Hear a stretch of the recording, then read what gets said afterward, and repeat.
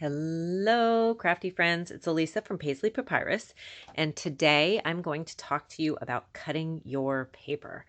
So, if you're anything like me, the more you love your paper, the harder it is for you to cut your paper. But today we're going to conquer that fear because there's no such thing as sacred paper. It is meant to be cut and used, and then you can buy more. So, I'm going to show you a technique for cutting up your paper and putting it into use. The very first thing we're going to do is use our whipped cream cardstock, and we're going to, sorry, that was upside down, whipped cream cardstock, and we are going to make ourselves a base, card base. Okay, so what you do with your 8.5 by 11 cardstock is you cut it to 5.5. So this is the 11-inch side, right? So we're going to cut it to 5.5. Now, I'm not sure if you can see on the screen, but there's a little dotted line that runs down on our trimmer, which is fantastic. So you know you're in the exact right spot from both up here all the way down to here. So I'm going to just slice that like so. And now I have 2 card bases. Then we'll just fold that in half and you'll be good to go on making your card. The next step is to take your coordinating cardstock and make yourself some layers to go underneath your pattern paper. So for this one, we are going to cut it at 4 inches. You're going to take it in portrait view and you're going to cut it at 4 inches. And then you're going to cut it at 4 inches again. And make sure it's all lined up top to bottom. And then you have this little extra strip right over here. You're going to set that aside and you're going to save that. Then you're going to flip your cardstock and you are going to go in landscape and you're going to cut this at 5.25.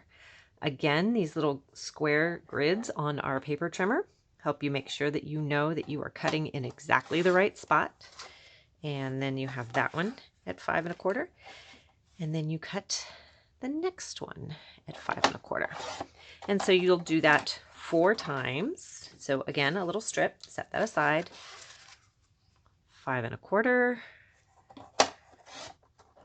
and 5.25.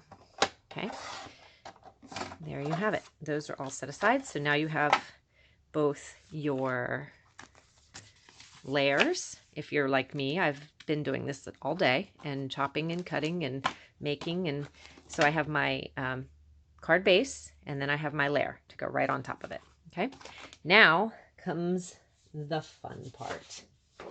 This is the pattern paper that I'm cutting today. This comes from our Sunday Adventure Prints, which is in our current mini catalog right now. And it has 24 double-sided prints. So you get 4 of each of these patterns. So this is, well, this is the front, this is the back, front, back, so on down the line. So you get 4. So you might as well chop it because you have 4 sheets of the same thing. So we'll set that aside. Now your first order of business, this pattern paper gets cut into 6 sections of 3.75 by 5 inches. So we're going to take you and make you 3.75, again using our grid. 3.75, 3.75,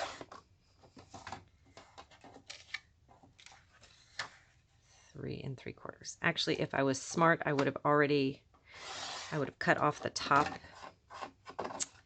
but I didn't do that right. So there we have that saved section. If I'd been smart, I would have cut it at a 10-inch and then I would have had a 2 by 12-inch border, but I cut it wrong. So make sure that you know that. So then we cut this at 5 inches and 5 inches. And then I'm going to just save time and I'm going to take the next 2 and I'm going to put them together. And 5 inches.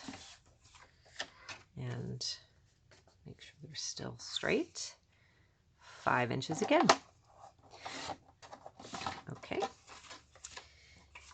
So you will end up with your stack of card bases based on however many pieces of pattern paper you decide to cut.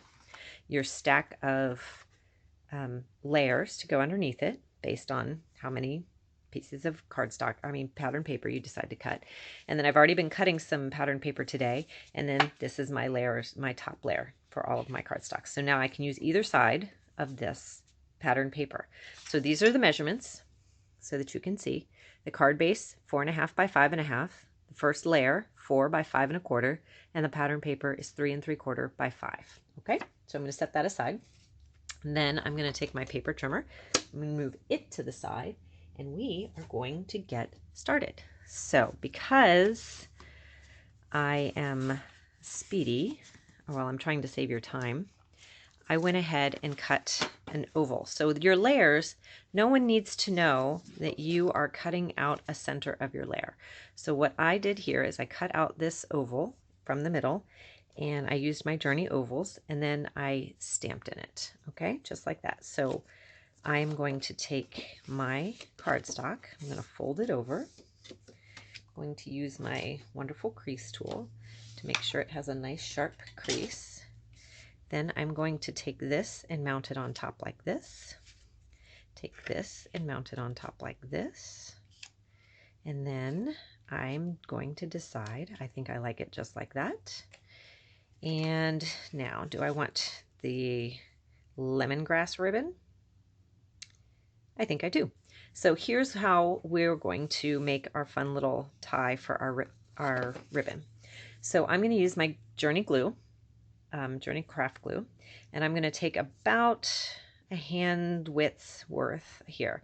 Now for this technique to work the way you probably want it to, you want your satin side to go inside towards the glue, the round item that you're tying it around, okay? So then you're going to take this and you're going to tie it, okay, let's see, of course because I'm on camera it doesn't want to work for me. You're going to tie it through here, and you're going to pull it super, super tight. Okay, then you put your finger in there, and you're going to do that again. And this time, as you're pulling it for the second knot, you want to make sure that your satin side is going away from you. So this side is the satin side, and it's going down. This side is the satin side, and it's going down. And then you're going to pull your knot super tight, as tight as you can get it. Okay, so now I have that wrapped around there. Doesn't look like anything right now, but it will. Give me a second. So then I'm going to slide that right off my Journey glue. I'm going to take my Amazing Grand Pro shears, and I'm going to cut on the diagonal through the loop, just like that. And then I have this sweet little knot. Just perfect. And it saves me from having to do extra work to get this around. So I'm going to take that. My first order of business is going to be to use some of our tape. And I'm going to set this on the front where I want it. I want it right about here. And I'm going to fold that around. And then I'm going to flip it over again. And I'm going to put some more on the other side. And I'm going to slice off my ribbon and fold it around. Just like so. And we have a sweet little knot on the front of our card.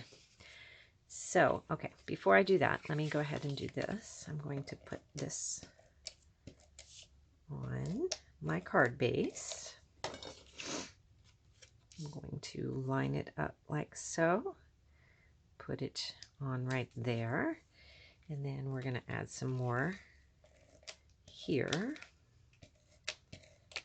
Put that right there. Put it right there in the center. And then this time, because I'm feeling like I want to, I think I'm going to pop this up. I'm going to grab my Journey foam squares. This time I'm going to use the big ones.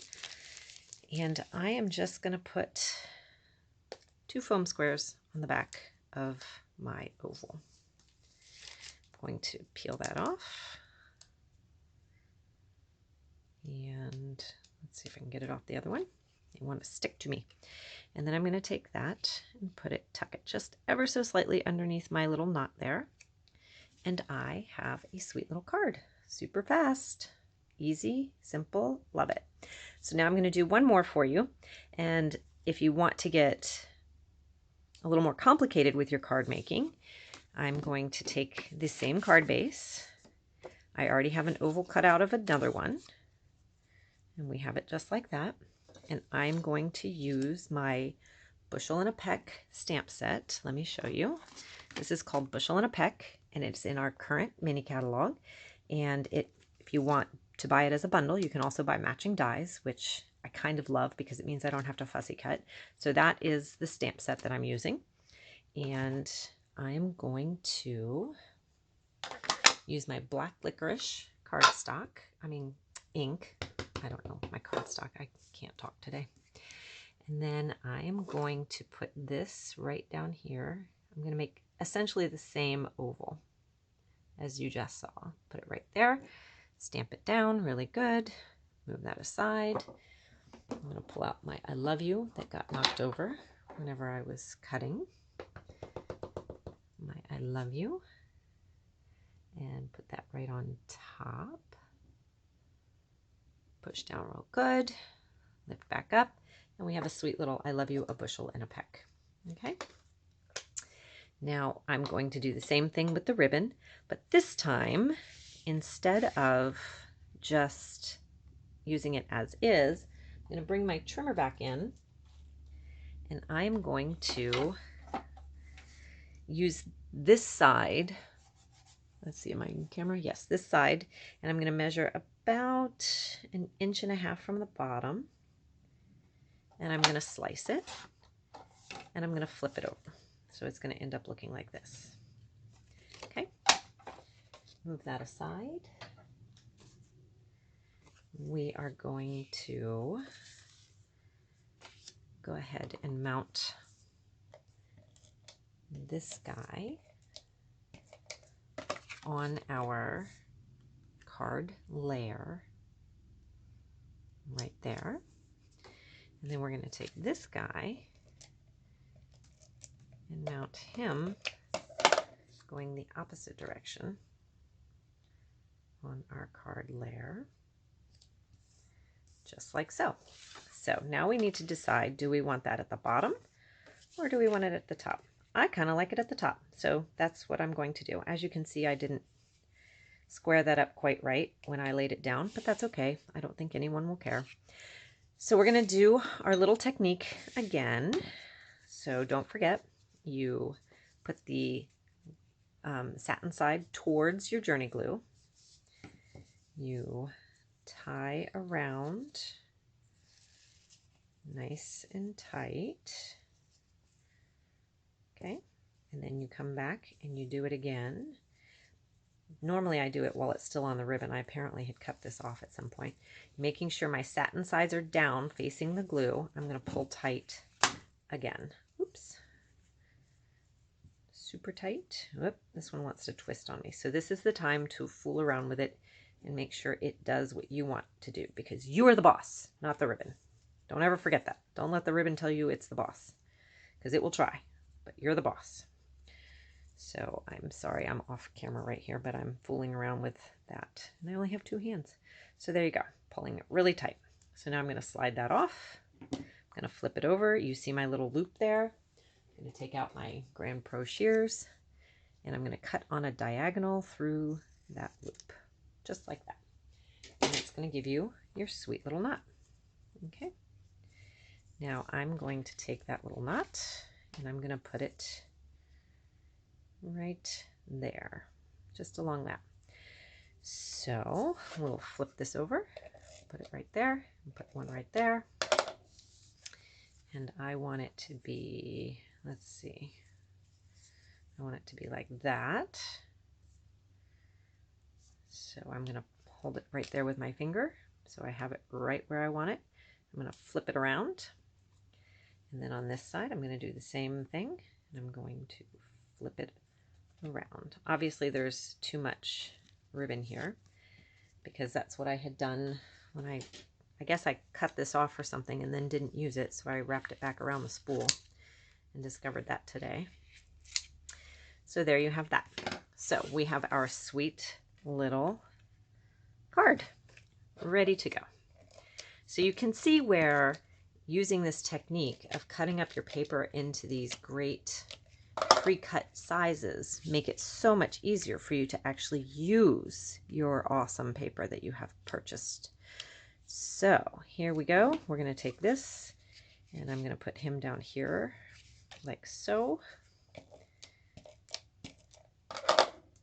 So some of the cards I'm about to show you are on the simple side. Well, actually they're all on the simple side, which is great because then they're fast and easy. So for this card, because it says I love you, I think I'm going to pull out my Journey Heart Sparkle Drops, and I'm going to use one of those on here. I think I'm going to put you, let's see if I can get my scissors under there. Oops, glued it to itself. I'm going to put it right there, just like so. So now you have a sweet little card. I love you, a bushel and a peck. Okay. There's the other variation of the same card. Okay. So now let me show you a few others that I've been working on all afternoon. So with the same technique, I have made some birthday cards. This one says you're 1 in a million. This one says happy birthday to you. Eat more cake. Another happy birthday. This one is a little happy graduation. It's very simple. Happy birthday. And you're 1 in a million all over again. So now these pattern papers, there's just 2 other sheets of paper that I cut up. 2 other sheets of pattern paper. This one comes from the Designer Choice Prints. And it is this piece of paper, which is very busy, but great for a guy card. And then the back side is that one. So you saw a couple variations of that. And then the other piece of paper that I used was from Party Pop Prints. And it has what I think look like birds on one side and this nice bold pattern on the other side. Now I have 2 middle school boys who are constantly going to birthday parties. So that's one of the reasons why I wanted to use like guy, masculine looking birthday sentiments on here. So let me show you the other 2 sets that, let me move this to the side. So this one, I'm so sad it's retiring soon. It's called HB. It's an ATS size stamp set. And I think it's fantastic for simple, fast guy birthday cards. Actually anybody, but it's not floofy, so it's great for guys. Then that graduation came from this happy graduation stamp right here, and that came from the Inside Out stamp set, which is in our current mini catalog. This one is the one that I primarily use the most, and it's called Celebration Script, and you can purchase it as a bundle. It was originally in our mini catalog, in our Bloom This Way mini catalog. Let me show you real quick. I have that open and ready to go. It looks like this. It has the, if you decide to buy it by itself, it is SS0540 and it's $18.95. But if you buy it as a bundle, which is my recommendation, then it's BD0337 and it's $36.80. And I think that's such a useful set for anybody who's a stamper. So that was originally in the Bloom This Way mini catalog for January through March, but it has carried over. So you can still get that set if you are interested in it. And then, let me see, I also wanted to show you the Bushel and a Peck is in our current mini catalog. And by itself, it's $22.95. But if you buy the bundle, it's $36.80. And the dies cut out these 4 images and these 2 sentiments, which I think are fantastic. So anyway, I hope that you will cut up your paper, because if you're like me, you find that hard to do. And the sooner you cut it, the sooner you can allow yourself to go buy more paper. So let me show you my cards one more time. Now, all of these cards were those 3 basic cuts: the base, the layer, and then the pattern paper on top. And anything large was cut out from the layer underneath the pattern paper. And then a few other things like this right here was a 2-inch border that was left over after I cut it. This is the back side of that 2-inch border left over after I cut it. And then this also is the back side. I did use a scrap piece of white cardstock here, but this is also the same. You can see right here, if I were to flip this one over, it would be the back side of this. So that was when I said to cut it at 10 inches initially, that's what I'm talking about. It would have left you with this border, okay? And I have not cut that border from the bird and busy pattern one. So that's what it looks like. And I just chopped that up and turned it into an accent on my cards. So I highly recommend this. You'll get a lot of cards done super fast, and they'll be really cute, and you'll be in a better position to send things away. Now I can obviously go back and accessorize these with more gems and accessories if I want to, but that's the basic cards. So thank you so much for joining me, and I hope you'll come again. Have a great day. Bye.